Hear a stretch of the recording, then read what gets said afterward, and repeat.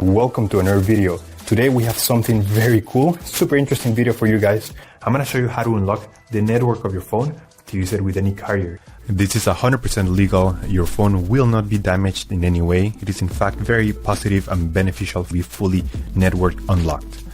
Because your phone's resale value will increase because your phone will be compatible with any other carrier worldwide. We're gonna begin.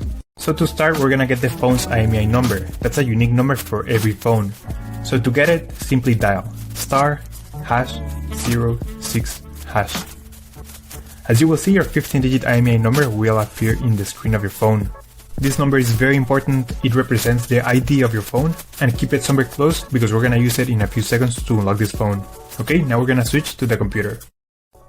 We're gonna use this website to request the unlock code to unlock this phone.